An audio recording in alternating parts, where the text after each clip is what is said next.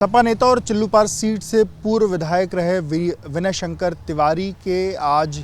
10 अलग अलग ठिकानों पर ईडी छापेमारी कर रही है। ये ठिकाने जिसमें लखनऊ के 5 ठिकाने हैं, इसके अलावा सीतापुर का ठिकाना है, नोएडा का, इसके अलावा दिल्ली और मुंबई जैसे ठिकाने हैं यहाँ पर छापेमारी हो रही है। ये आप जो सामने की तस्वीरें देख रहे हैं ये लखनऊ के एक आवास की तस्वीर है जहाँ पर आज सुबह से ईडी यहाँ पर मौजूद है। आपको बता दें कि सोमवार सुबह ही जो ईडी के लोग हैं वो यहाँ पर पहुँचे थे और सूत्रों की माने तो ईडी ने इनके खिलाफ जो चार्जशीट है वो तैयार कर ली है और जल्द ही उसे कोर्ट में पेश करने वाली है। और ईडी के सामने ईडी की जो जांच हुई थी उसमें जो चीज़ें निकल के सामने आई थी उसमें था कि मेसर्स गंगोत्री एंटरप्राइजेस लिमिटेड ने अपने प्रमोटरों और निदेशकों और साथ ही साथ गारंटरों के साथ मिलकर बैंक ऑफ इंडिया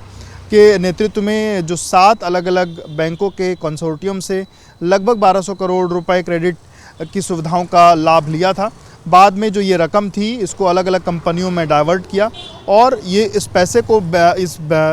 इन पैसों को बैंक की जो रकम थी इसको वापस नहीं किया और इससे जो बैंकों का कंसोर्टियम है उसको करीब 700 करोड़ रुपए का नुकसान हुआ था। इसके बाद से इस तरीके की जो चीज़ें हैं वो देखने को मिल रही हैं। आपको बता दें कि 2 नवंबर 2023 में ईडी ने कुछ संपत्तियां भी जो हैं वो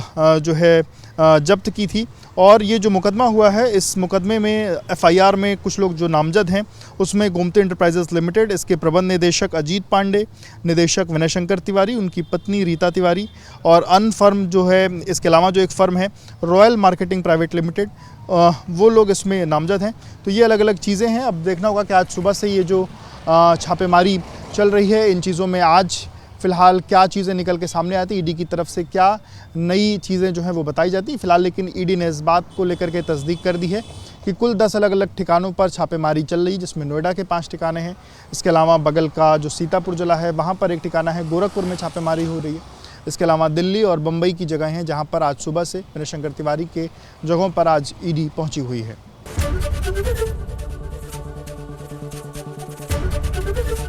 एबीपी गंगा, खबर आपकी, जुबान आपकी।